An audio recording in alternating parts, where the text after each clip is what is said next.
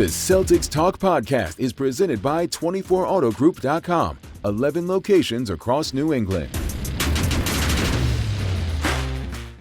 What's up, everybody? What's up? Low Energy Podcast coming to you from TD Garden. Abby and Chris, after the Celtics fall to the New York Knicks. 108, 105. Thank you.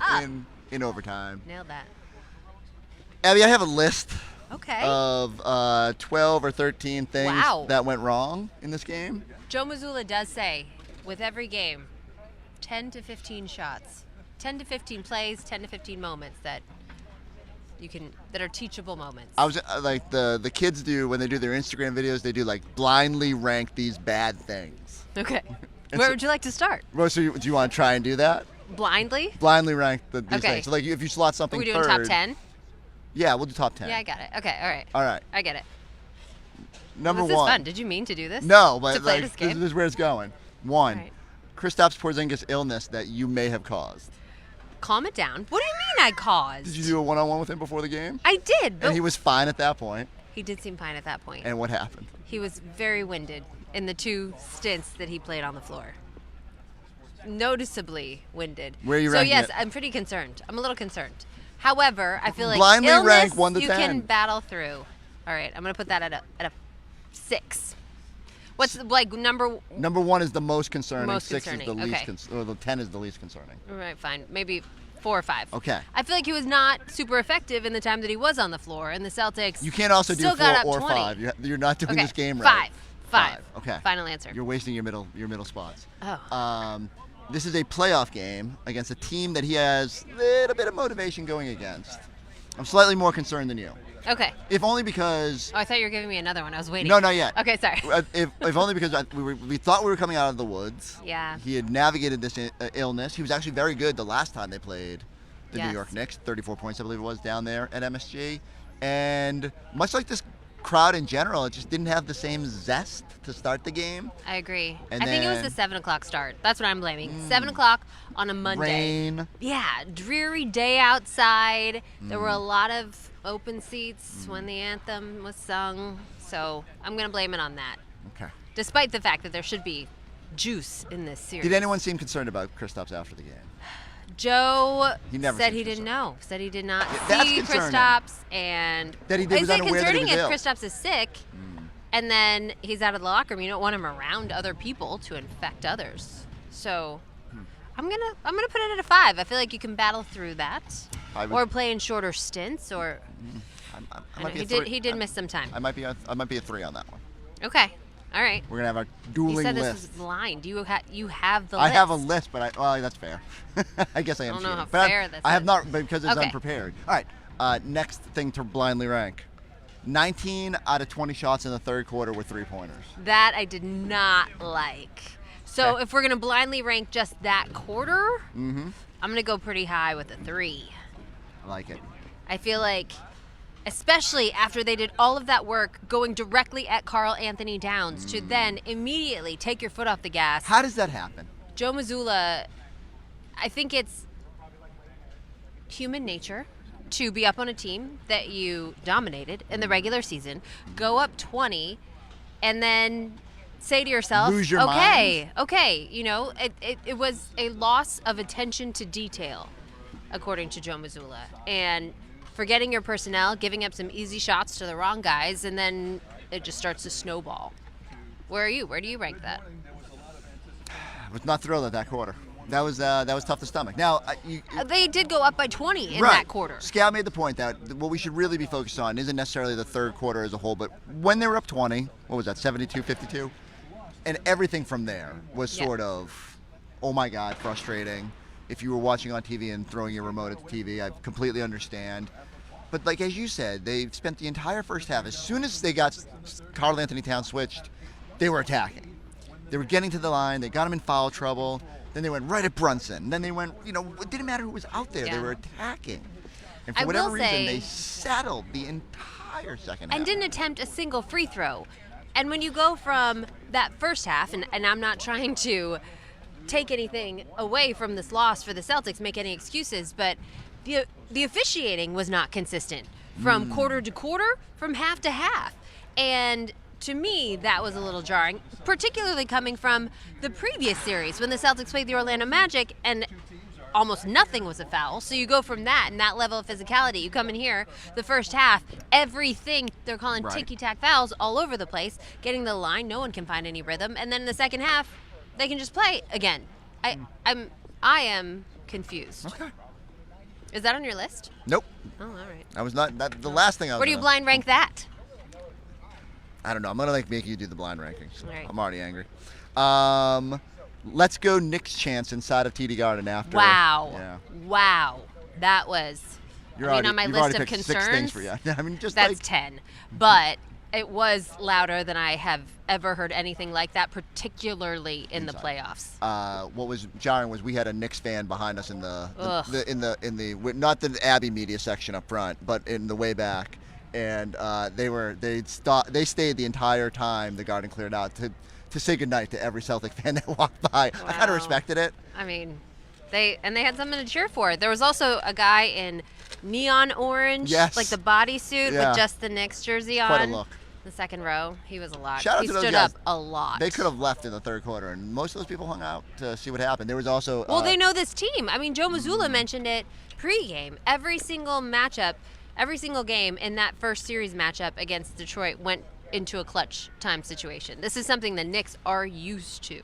Well, then that plays into something that I also have on my list here is that the one thing I say coming into the series was don't allow the game to be close because Jaylen Brunson will dominate. NBA Clutch Player of the Year.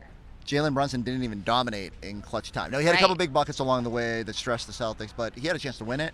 Yep. Missed it. I can't believe had a couple buckets at the start of overtime. He missed a couple jumpers.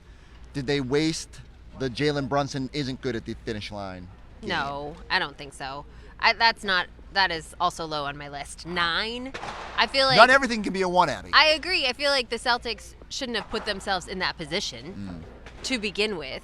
However, at that moment, the Celtics were out-dueling the Clutch. I wrote it in my notebook. If they had, it means if they had hit that game winner in the regular season, in regulation, maybe this. I mean, obviously, this would have been a very different story. But the Celtics put themselves in position to win, had chances to win it, had the ball in your two superstars' hands, and didn't get it done. Funny you should mention that. Blind ranking the final play, the final sequence, where not only do they like weird timeout usage. Joe says he was trying to get a timeout, didn't get a timeout, and then they have to call a timeout to get a second look, and they settle for a lob across the court that Miles Bridges rips away from Jaylen Brown. I just can't be that concerned. So I am going to say 4. Put that in the top 5. Top half. I think you have 5 number 4s right now, but okay. No, my first thing was number 5. I'm good, and then I put a 3. Down. Yeah, and then I think I'm all right. Okay. Yeah. Not concerned that they decided to try to their go-to play in a must-have moment was to throw it to the guy with like a 7'10" wingspan. I didn't love it. Yeah. I feel like the execution was not there, but I will say that this was a game of uncharacteristic performances by the Celtics. Some of their top guys in particular. And we're gonna get there. 3-point shooting. No jumping ahead. So you're asking about just the final place, just late game execution. I would funnel it under. Right. Yeah. 4. Okay. Top 5 for sure. Top 5. Just because you feel like this is going to come back. I just feel like the Knicks, as you eloquently said, have played a ton of close games. This is typically what happens. And the Celtics were lucky in that Orlando series where even if you were in kind of a tight game, which it really wasn't a lot of, you felt comfortable that the other team on the other side couldn't score, so you're going to probably get to the finish line of those games. I do think you cannot continue to put yourself in that position. I said that when they were up 20. I was like, don't mess around with this. Because as soon as Brunson starts feeling good, and I just didn't expect OG to get hot as well. What a game from OG and OG. Well, okay, then let's go there. Knicks role players feeling pretty good right now. Where's that on your list? Deuce McBride. Do you think Tatum was 6? hearing Deuce? I mean, reading up, a lot of people thought Deuce McBride could be somewhat of an X factor. He's one of those guys. You know, the Knicks' goal is to win the non-Jaylen Brunson minutes. Deuce McBride is a key part of that. Celtics' goal is to win the non-Tatum. What do you think Tatum thinks when he hears Deuce like that inside the Garden? Oh, good question. Yeah. It's weird. Dueling deuces? Not in his house. Not in this house. There's only one deuce in TD Garden. I don't know. Except for tonight, other than tonight. Big deuce was. Let's go. Let's go there. Big deuce. Jaylen Brown, your Jays. How'd you feel about their night? What was that concern level? 2? I mean, you're right. This blind ranking is not yeah, good. I told you Has it's not difficult. been good for me. I want to go back to a 4. Can I do a 4 again? If we had this would be a great thing if we had someone on social media who could just everything is a 4, moving, 4, 4. It just keeps getting log jammed. Yeah. Jayson did not seem that concerned post game. We just heard him, and he was your typical Jayson. Understands that he had an uncharacteristic performance in this game tonight. Knows that he has to be better, and says that he will be better. Before I vent some more, let's listen to Jayson Tatum. Jayson, obviously the big story is the collapse after 75-55. Your offense completely disappeared. Your three-point volume went way, way up. What happened? What were you guys seeing on the floor that led to that many three-pointers? Probably some times that we settled. I think for myself, I could have put more pressure on the rim. But there was a lot of times we felt like we got some really, really good looks, and we just couldn't convert. There's always, when we talk about a three-point volume like this, there's the balance between good looks or going good to great. Did you guys feel like you passed up good to great? Were you guys maybe going for a knockout punch, going for a kill instead of continuing what you guys were successful with? Yeah, it's like I said, it's a lot of shots that we want certain guys taking, and feel like we got some good looks. Obviously, in hindsight, if we could go back, we probably would drive the ball a little bit more because we missed a lot of shots tonight. But there's a balance. Sometimes some make or mislead, and then there's sometimes where you can get a better shot. Jayson, usually when you cross-match hunt, you can kind of get deep enough into the paint to really draw over rotation. What were they able to do to kind of not get all the way shifted, and how good are their weak side guys at really closing out off of that?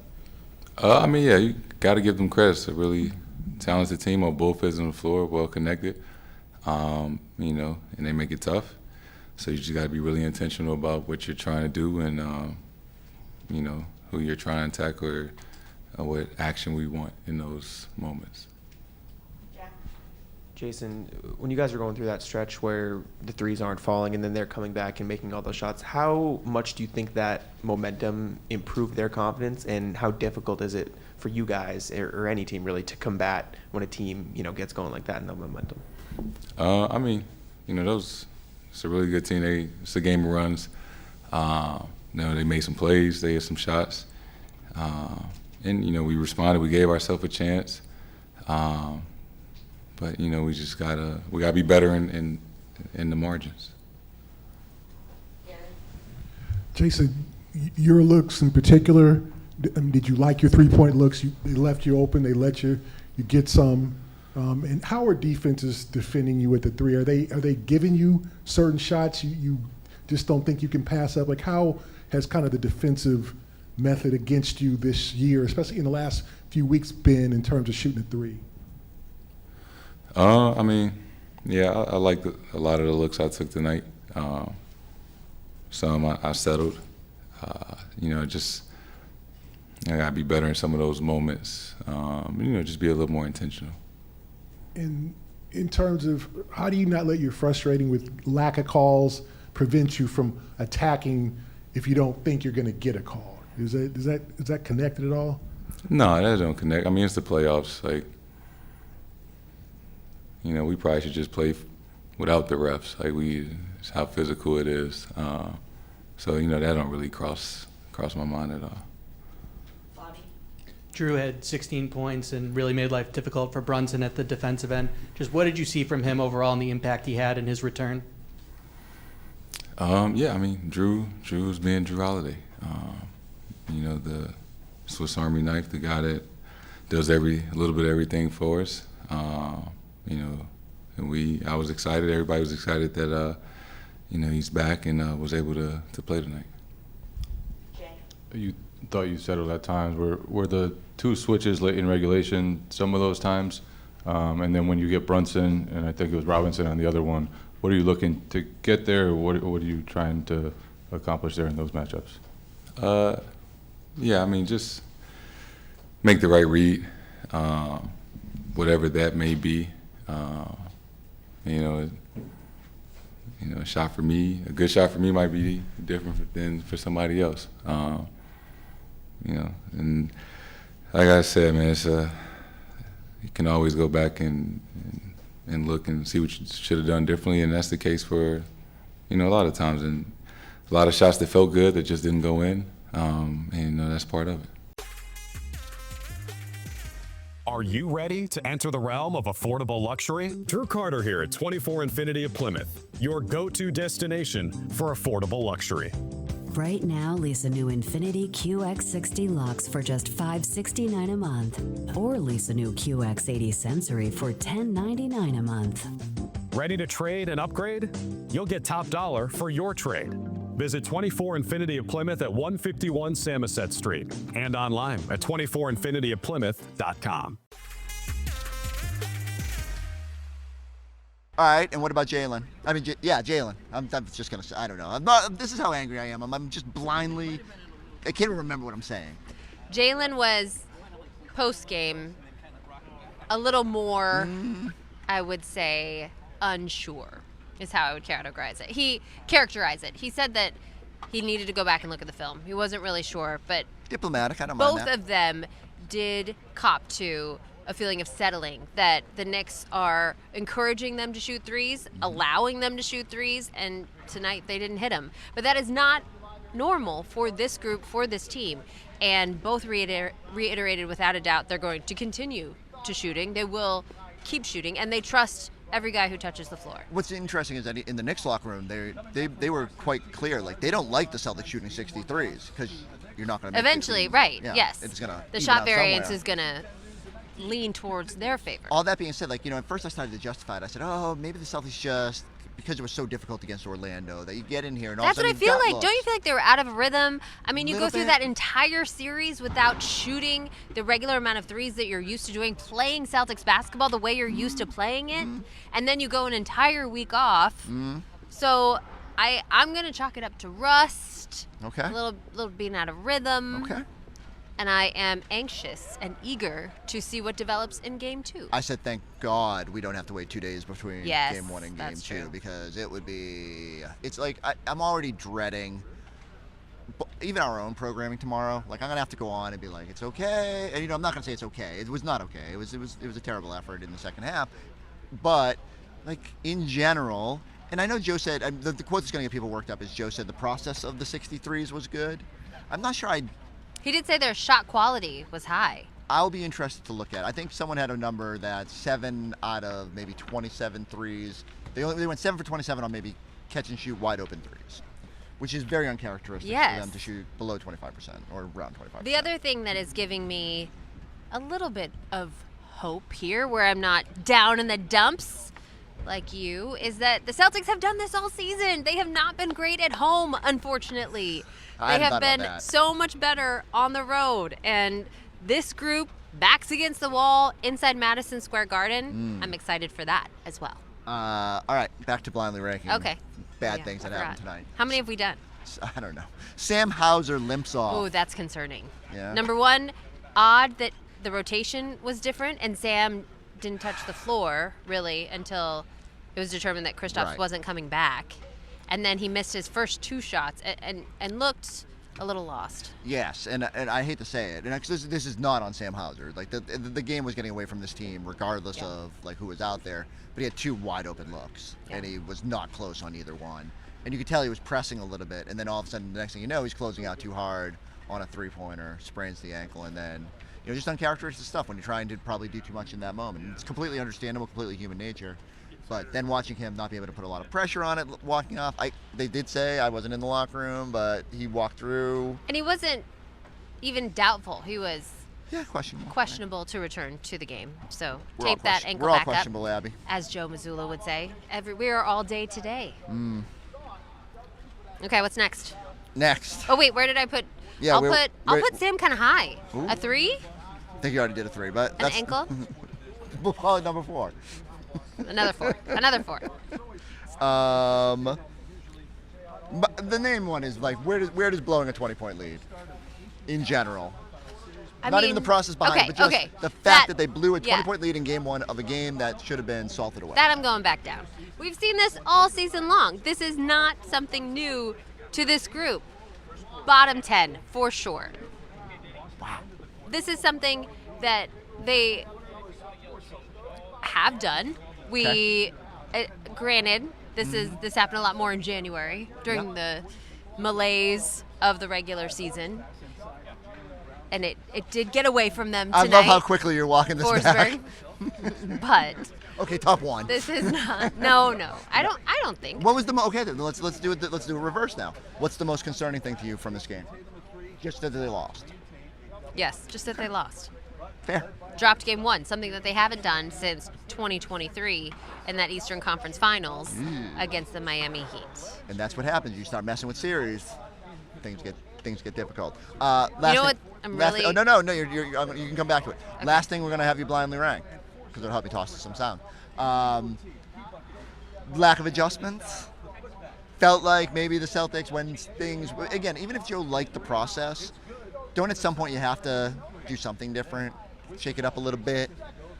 I feel like you're forcing me to pull a Joe Mazzulla here and say adjustments are made on every single play, Fair. on every single possession. I just wanted to hear you say cliches. And so, no, I don't think it was for a lack of adjustments.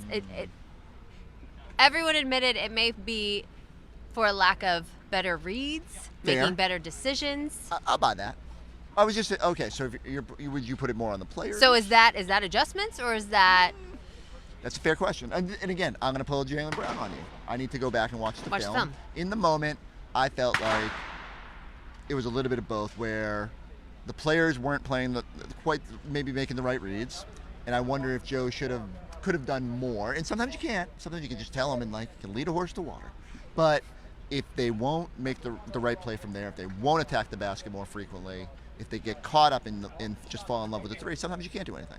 And this is the bummer of us not having the games any longer, is that I don't get to be inside the huddle, so I can't tell you what was said inside those moments. Do you think if you went over? Yes, I'm not allowed to be inside a huddle when we do not have the games.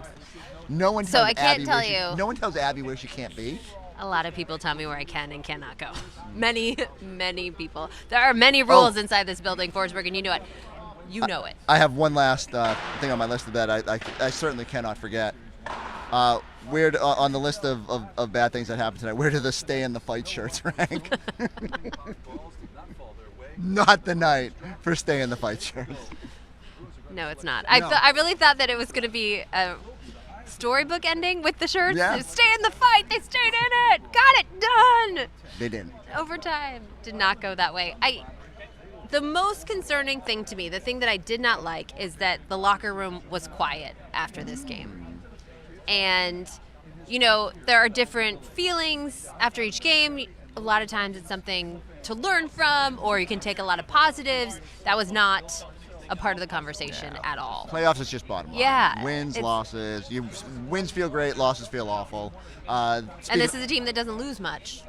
Speaking of staying in the fight, the guy who uttered that line, here's Jaylen Brown at the podium. Jaylen,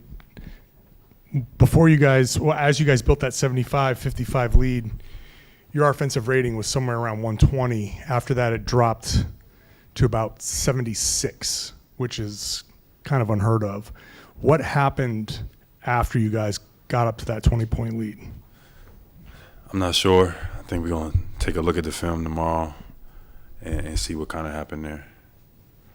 Was there any sort of feeling that, once you got up to 20, maybe you guys got away from the things that were working? I mean, you guys shot almost exclusively three-pointers after that. I mean, you guys are a very high-volume three-point shooting team, but you never shoot like 85% of your shots from three. Were you guys going for like a knockout punch? Was there a feeling on the floor of anything like that? To be honest, I'm not sure. I think we got to look at it. Some of them felt good. Some of them felt like we maybe forced the issue, and definitely our rhythm and our timing was a little bit off. We got a lot of great looks, but, you know, it may be some truth to that. We got to look at the film and see kind of what happened in that second half. Jaylen, there's always some level of shooting variance with threes, but it felt like as that run was going on, you guys were missing some shots maybe you usually make, and they were coming back and hitting big shots. How much does momentum play a part in that, both not only for like you guys maybe losing confidence, but more so them gaining the confidence of, okay, we're finally back in this and like the ball is rolling? Yeah, no, they definitely had momentum in the second half. They had some tough plays, hit some tough shots. Anunoby, Brunson, you know, in combination made some tough shots down the stretch. We just gotta look at it and be better and get ready for game 2. What's the challenge of combating momentum in those spots, just like mentally and on the court, everything like that? Yeah, in those moments when the other team got momentum, we can't just fire up threes. You know, to break up momentum, you got to get to the free throw line, get to the paint, get to the basket, maybe get a easy 2, you know what I mean, hit some free throws, and then maybe the next three-pointer feels a little bit better.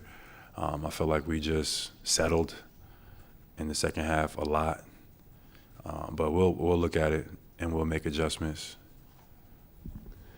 Jaylen, can you just take us through the last 15 seconds of overtime there? You know, Joe eventually calls a timeout with 3 seconds left. Were you expecting a timeout earlier there? Were you kind of just expecting a foul from the next? Take us through your kind of thought process as that went down. Yeah, I mean, we called timeout. Maybe it could have been a little sooner, but we had 3 seconds on the clock, plenty enough to get a good look at the rim. I wasn't able to get that, so yeah, that was it. In the second quarter, you had a lot of success attacking inside the arc, and then in the second half and overtime, only took 3 shots from there. What was at the root of that change? I'm not sure. I definitely thought I had some good looks from 3 that I'm looking forward to in game 2. But you know, we'll take a look at it and we'll see. I don't know yet. I don't know. And then Drew Holiday had 16 points in his return tonight and really made life difficult for Brunson at the defensive end. What did you see from him in his return? Drew looked good. Drew made plays, offensive rebound after offensive rebound that gave us a chance to get in the game. He made some big plays down the stretch that, you know, we needed. You know, hit a big 3 to put us up. Also, you know, score some baskets in the game. So Drew had a great return. So we're just looking forward to game 2. Obviously, it stings. You know, we feel like we let our home crowd down, but we're looking ready. We're looking forward to game 2. You guys didn't trail in any playoff series last season.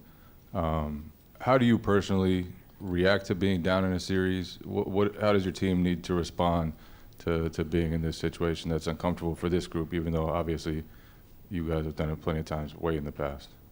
Yeah, you take a look at it and you learn what you can learn from it.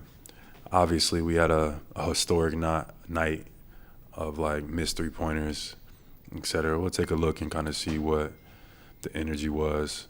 But in reality, you almost got to have a short-term memory, throw it away, get ready for game 2.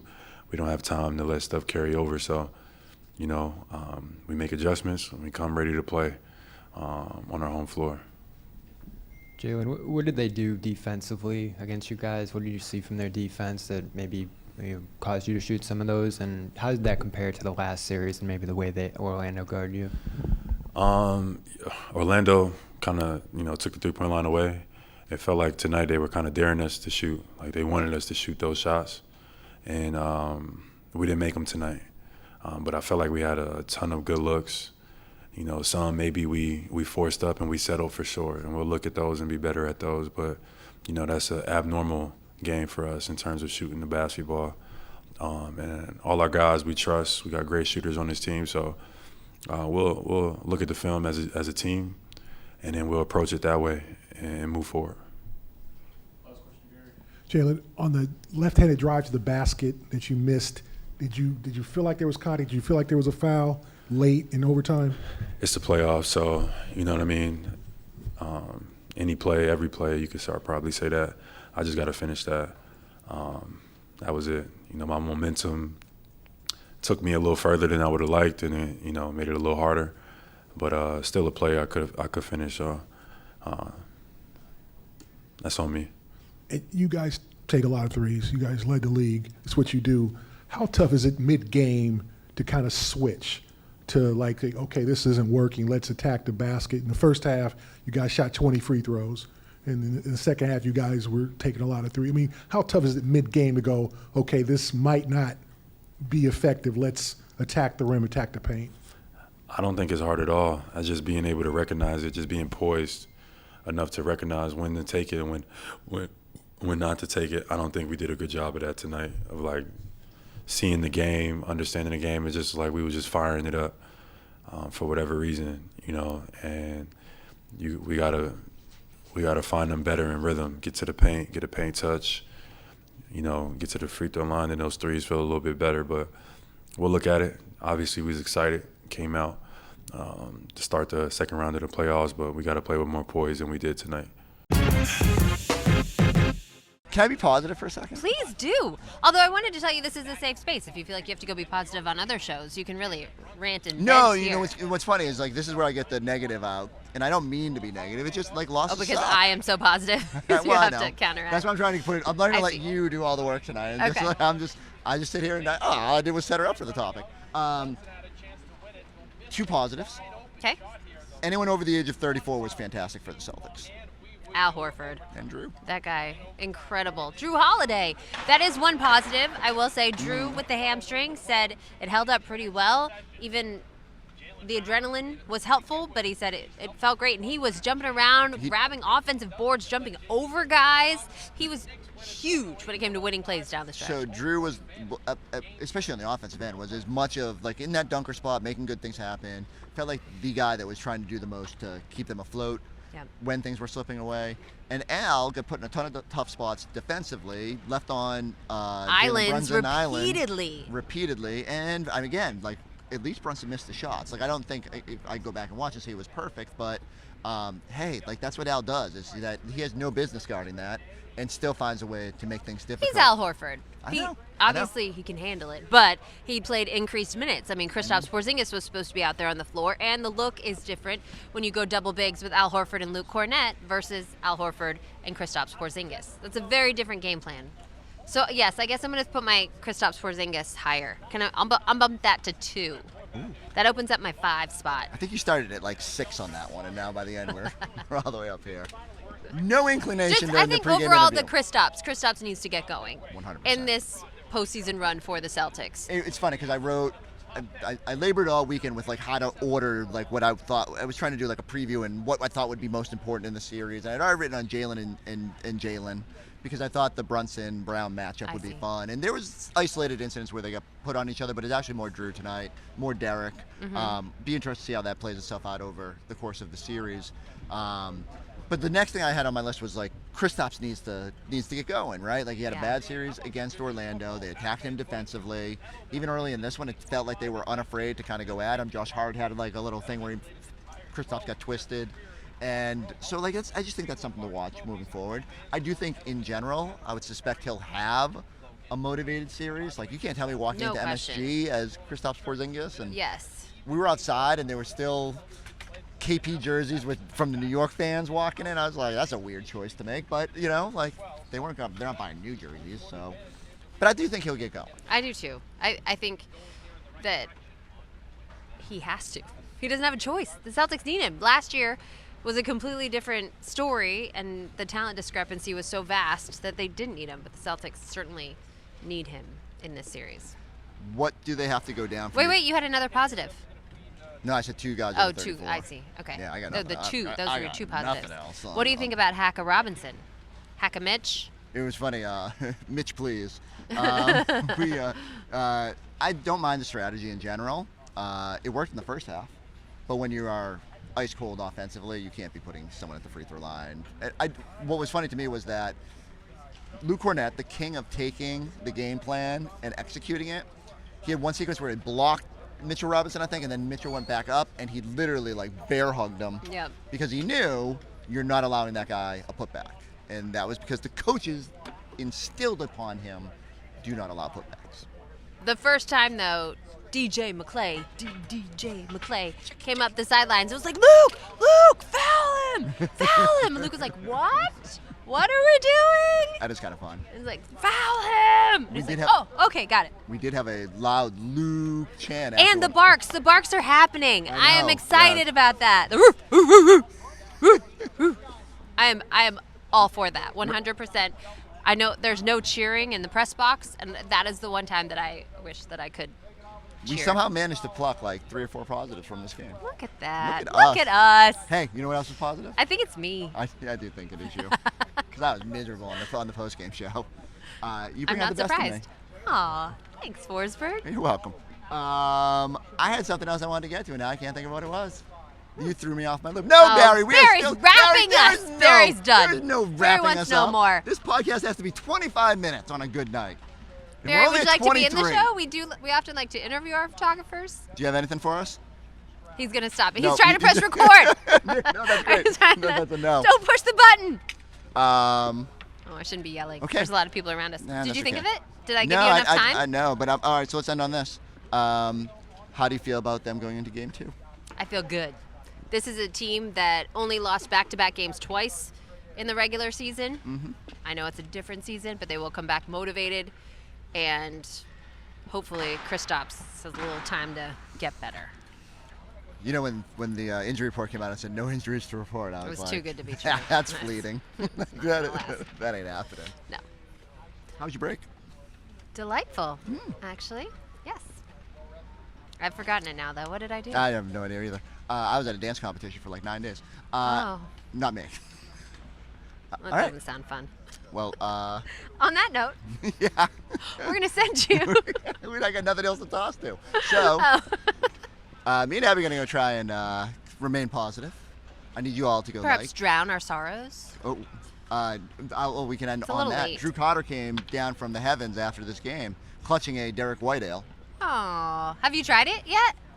Thanks for watching the tour of the brewery on Celtics Post Up. Oh, excuse me. Everybody go like, subscribe, check us out on the YouTube page. Maybe, hey, Abby, maybe you should subscribe, check out some of my content on the off day. I'm a huge fan. We'll catch That's you what- next time. I love I know a what I good was wheat gonna say. ale. I know what I was going to say. That triggered it. You're welcome. Barry's so mad that we're just added 2 more minutes to this. What do they have to go down for me to shave the mustache? Ooh, to change the energy. That was something Jaylen Brown, I hope you heard it, said I got to go back and check the energy on a lot of this stuff. So, good question. 03, right? Yeah, I think I like 02. It's gotta be bad. 02 would be a panic move. Yeah. 03? Yeah, it's got to be 03. All right. 03. Why are you even putting that out into the universe, I'm ready. Forsberg? I'm ready. I'm just going to admit. Just shave that thing. I can't. We got to have a payoff. Ugh. It'll be All on the right, duck boat. Or after they go down Don't 03. make me hope for something like that. Come on. Hurtful. It's horrible. Go like, go subscribe, check us out on the YouTube page. And in the comments, let Forsberg know how much you hate it. Don't worry, they do. how much you hate that mustache. We'll catch you next time on the Celtics Talk Podcast.